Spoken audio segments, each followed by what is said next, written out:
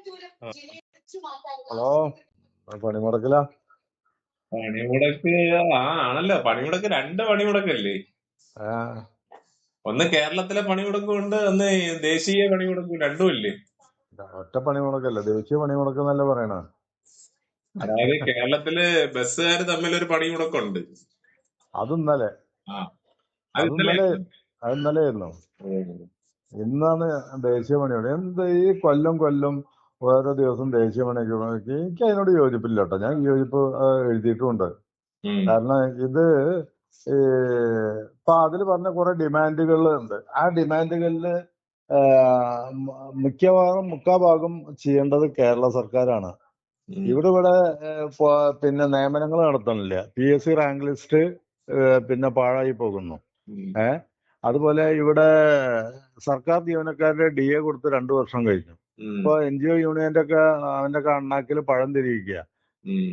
അത് മിണ്ടണില്ല. അതുപോലെ ഇവിടുത്തെ KSRTC ജീവനക്കാരുടെ പെൻഷൻ, അതുപോലെ ശമ്പളം യഥാസമയത്ത് കൊടുക്കുന്നില്ല. പിന്നെ ഇവിടെ ആശാവർക്കർമാരുടെ കാര്യങ്ങൾ, അവർക്കൊരു പൈസ 200 ചില്ലാൻ രൂപ കൊണ്ട് ഒരു ആശാവർക്കർ എങ്ങനെ ജീവിക്കും? അത് ഭയങ്കര ഒരു വിഷയമാണ്. ഇവിടെ എത്ര കോടികൾ കക്കുന്നു, അതിനെ കുറിച്ചൊന്നും അല്ല ചർച്ച നടക്കുന്നത്. അല്ലെങ്കിൽ ഇത്തരക്കാരെ ജീവനക്കാരെ പ്രൊട്ടക്ട് ചെയ്യേണ്ടത്.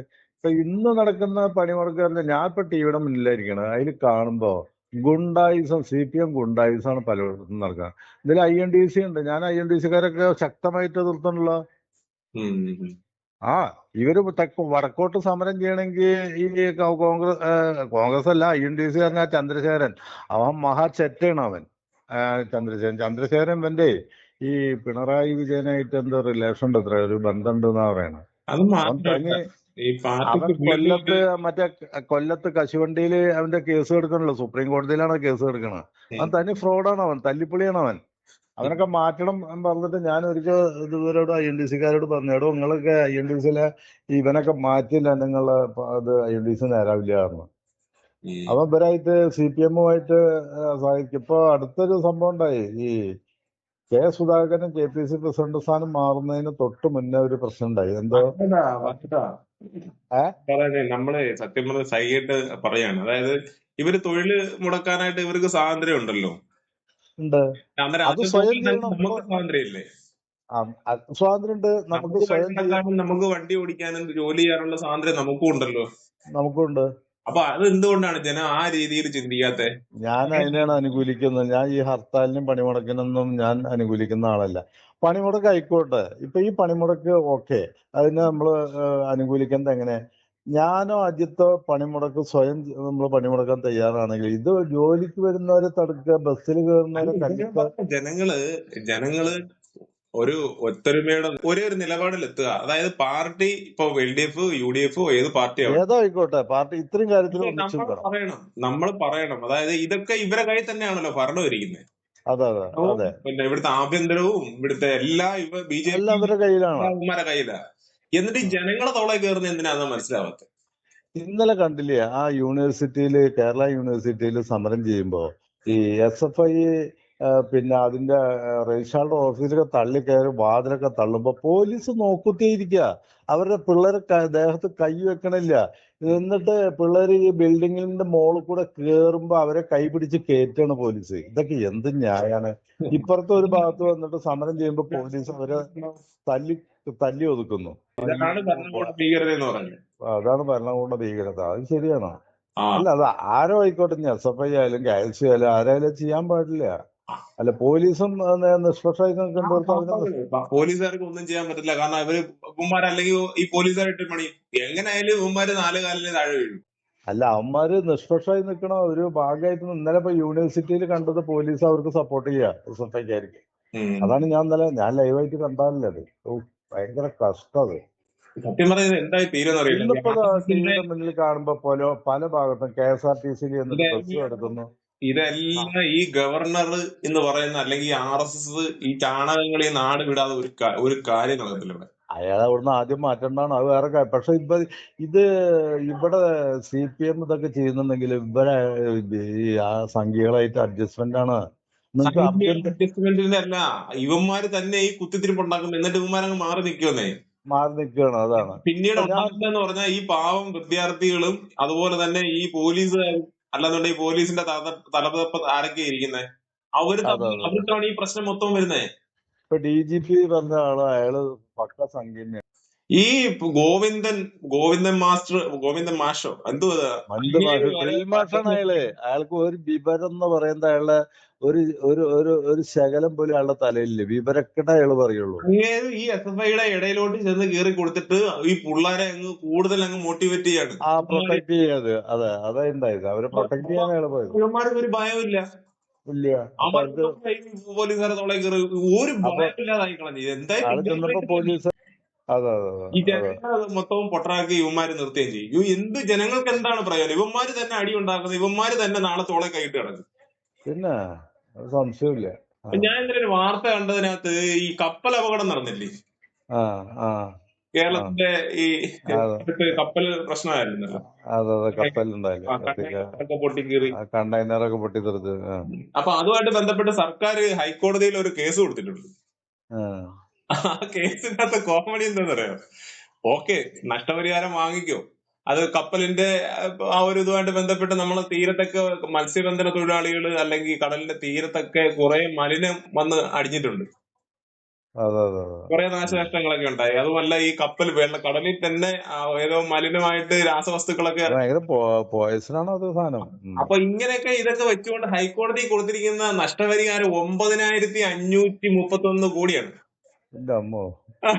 അത് അതിനകത്ത് എന്തൊക്കെയാന്ന് നോക്കണം. മലിനീകരണം മൂലമുള്ള പരിസ്ഥിതി നാശം അത് 8626 കോടി. ആർക്ക് നാശം? പരിസ്ഥിതി പുനർനിർമ്മാണ ചെലവ് 378 കോടി. അത് വയനാട് ദുരന്തത്തിന്റെ ചെലവും വരവ് ചെലവും വായിച്ച പോലെ ആയി അല്ലെ? അടുത്തതാണ് എനിക്ക് ചിരി വന്നത്. മത്സ്യത്തൊഴിലാളികൾക്കുണ്ടായ നഷ്ടമെന്നും പറഞ്ഞിട്ട് 526 കോടിയാണ് ഇവര് വാങ്ങുന്നത്. എന്റെ അമ്മോ. ഇതിനകത്ത് ഒരു കോടി രൂപയെങ്കിലും ഈ പാവങ്ങൾക്ക് കൊടുത്താൽ മതിയായിരുന്നു. കൊടുക്കില്ല, ഒരു നയ പൈസ കൊടുക്കില്ല അവര്. എന്നിട്ട് ഇവന്മാര് ഞെളിഞ്ഞ് ഇന്ന് വീണ്ടും അടുത്ത പ്രശ്നം നാട്ടിലുണ്ടാകും. വയനാട് ഈ നിലവിൽ എനിക്ക് തോന്നുന്നത് ഈ RSS SFI ഒക്കെ ചേർന്ന് ഈ അടിപിടി ഉണ്ടാകുന്നില്ലേ, ഈ വയനാട് ദുരന്തവും ഈ കോട്ടയം മെഡിക്കൽ കോളേജിന്റെ പ്രശ്നങ്ങളും അതൊക്കെ മറച്ചു വെക്കാനുള്ള ഒരു ഇതാണ്. ഈ നിലവിൽ ഇപ്പൊ ആ ഒരു ഉയർത്തിക്കൊണ്ടുവരുന്ന എല്ലാം ഇല്ലാതാക്കാനാണ് ഇവന്മാർ ഇതെല്ലാം ഉണ്ടാകുന്നതെന്നാണ് നമുക്ക് തോന്നുന്നത്. അത് മറച്ചു വെക്കാൻ വേണ്ടിയിട്ടാണ്. പിന്നെ ജനങ്ങൾ ആരും അങ്ങോട്ട് തിരിയത്തില്ലല്ലോ, അങ്ങോട്ടും മറ്റേ മറക്കും. അതാണോ പുതിയ ഇഷ്യൂസ് വരല്ലേ. അടുത്ത ന്യൂസ് ചാനലുകളിൽ അടുത്ത ഒരു സെൻസേഷൻ ഇവർക്ക് കിട്ടണം. അടുത്ത വാർത്ത കിട്ടാത്ത പക്ഷം ഈ ന്യൂസുകാരെല്ലാം കൂടെ ഈ കോട്ടയം മെഡിക്കൽ കോളേജിൽ നിൽക്കും. ഇപ്പം അതന്നെയാണ് സംഭവം. ഇപ്പൊ എന്താ നടക്കുന്നത്? നമ്മളെ ഈ ആരോഗ്യമന്ത്രിയുടെ പേരെന്താ? ശൈലജ. അല്ലല്ല വീണ ജോർജ് ഇപ്പം ആർക്കും അറിയാത്തൊരു വ്യക്തിയായി മാറിയിട്ടുണ്ട്. അവള് ഫിഗറായി. അവരാരാ എന്തോന്ന് അവർക്ക് ഇപ്പം ആർക്കും അറിയത്തില്ല, കാരണം വാർത്തക്കകത്തില്ലല്ലോ. ഇതൊക്കെ ഇവന്മാരെ ജനങ്ങൾ ഇതൊന്നും മനസ്സിലാക്കുന്നില്ല. എന്ത് ചെയ്യാൻ പറ്റും? അവർക്ക് റീച്ച് ഉണ്ടാക്കി കൊടുക്കണം, അതാണ് സംഭവം. ഒന്നും പറയണ്ട. അല്ലാത്ത കഷ്ടം ജനങ്ങളെ വിഡ്ഢികളാക്കുക എന്നുള്ളതാണ് ഏറ്റവും വലിയ ഒരു. ജനങ്ങളെന്നല്ല, നാടിന് എന്താണ് ആവശ്യം അതൊന്നും ഇവന്മാര് ഇമ്പോർട്ടന്റ് എടുക്കത്തില്ല. ആവശ്യമില്ലാത്ത എല്ലാ കാര്യങ്ങളും ഇവിടെ അങ്ങോട്ട് പുകയ്ക്കും. ഇവിടെ എന്തെങ്കിലും ഈ 10 വർഷം പിന്നിടാൻ പോവുക, എന്തെങ്കിലും ഒരു പുതിയ പ്രോജക്റ്റ് ഈ 10 വർഷത്തിനുള്ളിൽ ഇവിടെ ഈ ഗവൺമെന്റിന് കൊണ്ടുവരാൻ കഴിഞ്ഞില്ല. ഇവിടെ എല്ലാം നശിപ്പിക്കുക എന്നല്ലാണ്ട് പിന്നെ പറയാനുള്ളത് അധസ്ഥിത വർഗത്തിലെ പട്ടികജാതിക്കാരെ ഇതൊരു അവോയ്ഡ് ചെയ്യാണ്. നമ്മൾ ഒറ്റ കാര്യം പറയുന്നത്, ഈ നേതാക്കന്മാരില്ലേ, ഈ നേതാക്കന്മാർ ഈ വിദ്യാഭ്യാസം ഉള്ള കുറച്ച് പേരെ നേതാക്കന്മാരാക്കണം. ഈ ലോകത്തെ കുറിച്ച് ബോധം. അതാണ് കുഴപ്പം. അതൊന്നും ഈ നാടിന് എന്താണ് ആവശ്യം എന്നൊക്കെ മനസ്സിലാക്കാൻ പറ്റും. അത് വേറെ കാര്യം അജിത്ത്. ഈ വിദ്യാഭ്യാസം ഉള്ളവർ പോയാലും ഈ വിഭാഗത്തൊക്കെ മറക്കാണല്ലോ. ഇല്ല, ഈ കണക്കാ ഇതിനകത്ത്. ഈ അത്യാവശ്യം കഴിവുള്ളവരൊക്കെ ഉണ്ട്. ഇവന്മാരും പൊട്ടന്മാരാ. എന്ത് ചെയ്യും? ഇപ്പൊ ഈ ശശി തരൂരിനെ കുറിച്ച് ഒരു ഏകദേശം ഞാൻ ഒരു കാര്യം പറയാം. അയാള് വലിയ വ്യക്തിയാണ്, തേങ്ങയാണ് മാങ്ങയാണ് എന്നൊക്കെ പറയുന്നുണ്ട്.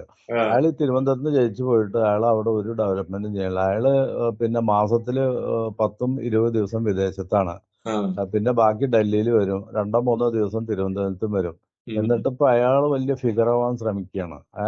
അയാൾ ഇവിടെ എന്ത് ചെയ്യുന്നു? ഈ പാവപ്പെട്ട ജനങ്ങൾക്ക് വേണ്ടി അയാൾ എന്ത് ചെയ്യണം? ഈ ശശി തരൂർ വാചകടി മാത്രമുള്ള അയാള് ശശി ഒന്നും തരൂരിന്റെ ചെയ്യണില്ല. പ്രശ്നം എന്താന്ന് വെച്ചാലേ, ശശി തരൂരിന്റെ ഒരു ഭാഗത്തുള്ള പ്രശ്നമല്ല, അങ്ങേര് സഹികെട്ടിട്ട് നിൽക്കുകയാണ് സത്യം പറഞ്ഞത്. അങ്ങേരെ കൊണ്ട് അങ്ങേരെ വളർത്താനായിട്ട് ഇവിടുത്തെ ഈ ഗ്രൂപ്പുകൾ സമ്മതിക്കത്തില്ല കോൺഗ്രസ്സുകാർ. അല്ല, അയാളെ വളർത്തിയിട്ട് കാര്യമില്ല. അയാൾ വിവരക്കേടാ പറയുന്നത്. അയാൾ വൺ മാൻ ഷോ കളിക്കുകയാണ്. അയാൾക്ക് ഫിഗർ ആവണം. കേരളത്തില് അയാൾ അടുത്ത പ്രധാനമന്ത്രി ആവണം. ഇപ്പൊ പറയണത് അയാളെ മുഖ്യമന്ത്രി ആക്കണം എന്ന്. ഇതൊക്കെയാണ് അയാൾ പറയണേ. നടക്കണ കാര്യം അയാൾ ചെയ്യുന്നത് കംപ്ലീറ്റ് വിവരക്കേടാണ്. അയാൾ ഈ മോദി സർക്കാരിനെ പുകഴ്ത്തി പറയുകയാണ്. അതുപോലെ ഇവിടെ പിണറായി ഗവൺമെന്റിനെ പുകഴ്ത്തി പറയാ. ഇതാണ് വേറെ നോക്കിക്കോ, അയാളെ സ്റ്റേറ്റ്മെന്റുകൾ നോക്കൂ. മോദിനെ വളരെയധികം പുകഴ്ത്തിയിട്ടല്ലേ. അതല്ല ഇപ്പൊ പുള്ളീനെ വിദേശത്തേക്കും മറ്റേതിലൊക്കെ പറഞ്ഞേക്കാണ്. സ്വന്തം സ്ഥാനം കൊടുക്കാൻ പോവാണ്. അപ്പൊ അയാളുടെ ഇത് കാഴ്ചപ്പാട് അയാൾക്ക് ഫിഗർ ആവണം, അയാൾ വലിയ ആളാണെന്നുള്ള ധാരണയാണ്. അതിലൊന്നും കാര്യമില്ല. എനിക്ക് അതിനോട് യാതൊരു യോജിപ്പുമില്ല. ഞാൻ അയാളോട് ഒരു ബഹുമാനമൊക്കെ ഉണ്ടായിരുന്നു. അതൊക്കെ പോയി, കംപ്ലീറ്റ് പോയി. അയാള് തനി മോശമാണ്. അയാള് ഇപ്പൊ വെറും ഒരു ചാണകമായി മാറിയെന്നാണ് ഞാൻ മനസ്സിലാക്കുന്നത്. ചാണകമാക്കിയതാണ്, കോൺഗ്രസ് ആക്കുന്നതാണ്. ആക്കിയിട്ട് കാര്യമില്ലല്ലോ. ഇയാൾ വിഡ്ഢിത്തരങ്ങളെ പറയുള്ളേ. വിഡ്ഢിത്തരം ഇത് തന്നെയായിട്ടാ ഞാൻ പറഞ്ഞത്. ഇപ്പോഴാണ് അങ്ങേരെ ഈ ഒരു വർഷമായിട്ടാണ് ഈ പ്രശ്നമെല്ലാം ഉണ്ടാക്കുന്നത്. അതായത് ഇങ്ങനെ സഹിയിട്ടിരിക്കുക. ഇങ്ങേരൊക്കെയുള്ള യാതൊരുവിധ ഇടപെടലും കോൺഗ്രസിനുള്ളിലെ നിലവിലെ കോൺഗ്രസ് നേതൃത്വം സമ്മതിക്കത്തില്ല.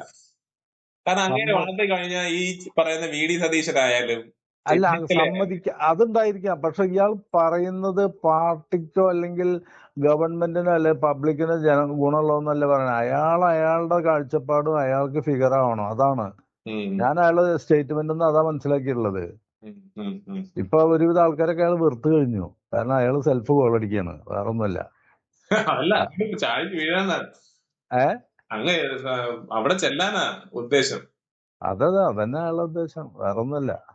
വേറെ ആൾക്ക് ഞാൻ പറയുന്നു, ഇവിടുത്തെ പാവപ്പെട്ട ജനങ്ങളുടെ കാര്യത്തെ കുറിച്ചൊന്നും അയാൾ ചർച്ച ചെയ്യുന്നില്ല. അതിൽ വലിയ വലിയ മഹാന്മാരുടെ കാര്യങ്ങളും എല്ലാം ചർച്ച ചെയ്യുന്നു. അതാണ് അങ്ങനെ നാടിന് വേണ്ടി ഒന്നും പറ്റത്തില്ല. കേരളത്തിനൊന്നും അതിനെ ഉപയോഗിച്ചിട്ട് യാതൊരു കാര്യമില്ല. അയാൾ ഒന്നും ചെയ്തിട്ടുമില്ല ഇവിടെ. അതെ. കേരളത്തിലല്ലാതെ അങ്ങനെ കേന്ദ്രത്തിന്, അതായത് ഇപ്പം ഇന്റർനാഷണൽ കോൺഗ്രസ് എന്ന് പറയുന്ന പാർട്ടിയുടെ തലപ്പത്ത് എവിടെയെങ്കിലും എന്തെങ്കിലും ചെയ്യണം. അതിനുവേണ്ടി അങ്ങനെ മത്സരിക്കുകയും ചെയ്ത് തോറ്റും പോയി. അതായത് നമ്മളെ മല്ലികാർജുൻ അയാളെ ആക്കാത്തതിൽ ചില കാര്യങ്ങൾ എന്താ വെച്ചാൽ, അയാള് ഈ വലിയ വലിയ രീതിയിൽ ചിന്തിക്കുന്ന ആള്. അയാളെ താഴെക്കടയിലേക്ക് അതൊക്കെ ഇറങ്ങി വരാൻ പറ്റണില്ല. അയാൾ ഈ സ്റ്റാർ ഹോട്ടലിലൊക്കെ ജീവിക്കുന്ന ആള്. ഡെയിലി സ്റ്റാർ ഹോട്ടലിൽ ഇങ്ങനെ മോദി പേഴ്സണലായിട്ട് ഇങ്ങനെ കാണുന്നുണ്ട്, സംസാരിക്കുകയൊക്കെ ചെയ്യുന്നുണ്ട്. അല്ല, മോദി അയാളെ മറ്റേ രണ്ടാമത്തെ ഭാര്യ, എന്താ പെണ്ണിന്റെ പേര്? ദുബായ് വെച്ച് മരണപ്പെട്ടത്. ദുബായിലല്ല, ഡൽഹിന്ന്. അത് തന്നെ, ഒരു കാശ്മീരി സ്ത്രീ അല്ലേ? എന്താണ് അതിന്റെ പേര്? ഞാൻ പെട്ടെന്ന്. അവളുടെ കൊലപാതകമാണ് ശരിക്കും പറയണ. അത് ഇയാൾക്ക് പങ്കുണ്ടെന്നും പറയണം. ആ കേസ് സുപ്രീം കോടതി ഉത്തരവൊക്കെ വന്നല്ലേ? അല്ല, കംപ്ലീറ്റ് കേസ് കഴിഞ്ഞില്ല. എന്തൊക്കെയുണ്ട് ഇപ്പോഴും കുത്തിപ്പൊക്കണ്ട് ഇവര്. അത് മോദി അമിത്ഷാ ഇയാളിട്ട് കോലുമ നിർത്തിക്കുകയാണ്. അതാണ് ഇയാൾ കിടന്ന് ചാടി കളിക്കണത്, വേറെ ഒന്നുമല്ല. ഇങ്ങനെയൊക്കെയുള്ള പ്രശ്നം എന്ന് പറഞ്ഞാൽ, ഇങ്ങനെ പേഴ്സണലായിട്ട് ആരും അറിയാതെ ഈ മോദിയുടെ പരിവാരങ്ങളുമായിട്ടൊരു ബന്ധമുണ്ട്. അറിയാം. അതല്ല ഇപ്പൊ മറ്റേ സംഘത്തിലെ അയാൾ അതിന്റെ തലവനാക്കിയത്, വിദേശത്തേക്ക് പറഞ്ഞയച്ചൊക്കെ. പ്രത്യേക പദവിയൊക്കെ കൊടുക്കണം. അതാണ്. അതിന്റെ പേരിലാവും കോൺഗ്രസ് ആരും മൈൻഡ് ചെയ്യാതെ. അല്ല, കോൺഗ്രസ് മൈൻഡ് ചെയ്യാറില്ല. അത് മോദി അമിത്ഷാ കിടന്ന് കളിക്കുന്നത്. ഇയാളായിട്ട് തല്ലിക്കുക, അപ്പൊ കോൺഗ്രസിനെ വിഘടിപ്പിക്കുക, കോൺഗ്രസ്സുകാർ തമ്മിൽ അടി കൂടട്ടെ. അപ്പൊ അതിനുള്ള ഒറ്റ കളിയാണ് ഇവിടെ കളിക്കുന്നത്, വേറെ ഒന്നുമല്ല. അതാണ് പ്രശ്നം. അതിൽ ഇയാള് വീഴണമുണ്ട്. അതാണ്. അപ്പൊ അയാള് പറഞ്ഞ ഈ 60 കൊല്ലം ഇന്ത്യക്ക് ഉണ്ടായ ഈ പുരോഗതി ഒന്നും അല്ല, ഇപ്പൊ മോദി വന്നതിന് ശേഷമാണ് എല്ലാം ഡെവലപ്പ് ആയെന്നാണ് അയാൾ പറഞ്ഞത്. എന്ത് തേങ്ങ അയാൾ ചെയ്തതിനൂടെ. അതല്ല, ഇങ്ങനെ ഇടയ്ക്ക് വെച്ചിട്ട് ഒരു വാർത്ത ഉണ്ടായിരുന്നു, അറിഞ്ഞോ? അതായത് ഇന്ത്യക്ക് പുറത്ത് ഉള്ള ഈ രാജ്യങ്ങളുമായിട്ടുള്ള ബന്ധമുണ്ടല്ലോ, ബന്ധം. ആ ബന്ധത്തിന്റെ ഒരു എത്രയോ 4-5 രാജ്യങ്ങളുണ്ട്. അതുമായിട്ട് ബന്ധപ്പെടുത്തി ഇതിന്റെ ഒരു സംഘം ഉണ്ടായിരുന്നു. അതിലാണ് ഇപ്പൊ പോയത്. നിയന്ത്രിച്ചിരുന്നത് ശശി തരൂരാ. അതിന്റെ സംഘത്തിന്റെ തലവനെ അയാളാക്കിയത്. അപ്പൊ ഇതിനകത്ത് ഒരു വരുന്ന പ്രശ്നം എന്ന് പറഞ്ഞാൽ, ഇപ്പൊ ഇങ്ങനെ കോൺഗ്രസിനകത്ത് നിൽക്കുകയും ചെയ്യും, ഇതിനകത്ത് പ്രവർത്തിക്കുന്നത് മുഴുവൻ സംഘപരിവാറിനുള്ളില. സംഘപരിവാറിന്റെ ഉള്ളിൽ. അതാണ് പറയുന്നത്. അതാണ് കോൺഗ്രസ്സുകാർക്കാണ് പറ്റാത്തത്. അപ്പൊ ഇതിനകത്ത് സംഭവിക്കുന്നത് ഭയമാണ് കോൺഗ്രസിന്. ഇവ ഇനി നമ്മളെ പാർട്ടിക്ക് ഉള്ളിലുള്ള കാര്യങ്ങളൊക്കെ ഇനി സംഘപരിവാരം അതായത് അയാൾക്ക് ചോർത്തി കൊടുക്കണ്ട. അതുകൊണ്ട് കോൺഗ്രസിന്റെ നിലപാട് ഞാൻ മനസ്സിലാക്കിയത്തോളം അയാൾ പുകഞ്ഞ് സ്വയം പുറത്തു പോകട്ടെ, അല്ലാണ്ട് അയാളെ പുറത്താക്കണ്ടെന്നാണ് അവരിപ്പോ തീരുമാനിക്കുന്നത്. പുറത്താക്കാത്ത കാരണം ഇതാണ്. മിക്കവാറും മോദി പറഞ്ഞിട്ടുണ്ടോ, നിങ്ങള് കോൺഗ്രസിനുള്ളിൽ തന്നെ നിന്നാ മതി, ഇതിനുള്ള എല്ലാ ചാരപ്രവൃത്തിയും നിങ്ങൾ ചെയ്യുക. അത് മറ്റേ അങ്ങനെ പണി. അല്ല, അത് പിന്നെ മോദിയുടെ അമിത്ഷായുടെ അജണ്ടയാണ്. അതാ ഞാൻ പറഞ്ഞത്, ഇങ്ങനെ പരിപാടികൾ തന്നെ. അതാ ഇവരടുപ്പിക്കാതെ. ഇപ്പം ലാസ്റ്റ് നടന്ന തെരഞ്ഞെടുപ്പുണ്ടല്ലോ, അത് മനസ്സിലാക്കാനുള്ള ബുദ്ധി ശശി തരൂരിനില്ലേ? അതാണ് ഈ പറയുന്ന പിന്നെ ഇപ്പൊ മലപ്പുറത്ത് നടന്ന തെരഞ്ഞെടുപ്പുണ്ടല്ലോ, ഏരിയയിൽ ഇങ്ങനെ അടുപ്പിച്ചിട്ടില്ല. അയാള് വിഡ്ഢിത്തരങ്ങൾ പറയുള്ളൂ. അതാണ് അയാള് അതിൽ അടുപ്പിക്കാഞ്ഞ്, വേറെ ഒന്നുമല്ല. പിന്നെ ഇയാള് വന്ന വേറെന്തെങ്കിലും പുതിയ വലിയ ആരാധക വൃന്ദമുണ്ട് കേട്ടോ. അതൊക്കെ ഉണ്ട്. പക്ഷെ അതൊക്കെ പോയിപ്പോ. ഇമേജ് നഷ്ടപ്പെട്ടില്ല. സോഷ്യൽ മീഡിയയിൽ ഞാൻ നോക്കുമ്പോ കുറെ ആൾക്കാരെ അയാളെ വ്യക്തിപരമായിട്ട് പറയുന്നുണ്ട്, ഇയാള് വളരെ മോശമാണ്, ഇയാളെ ഞങ്ങളൊക്കെ നല്ലൊരു വിശ്വപൗരൻ എന്നൊക്കെ പറഞ്ഞപ്പോ എന്തോ വലിയ സംഭവം എന്ന് വിചാരിച്ചു. ഇയാള് ഒരു പൗരനല്ല. ഇയാള് സെൽഫ് ഗോളടിച്ച് അയാൾക്ക് അയാളുടെ സ്ഥാനം കിട്ടാനുള്ള ഒരു ഇതിനായിട്ട് നടക്കാന്നാ പറയാം.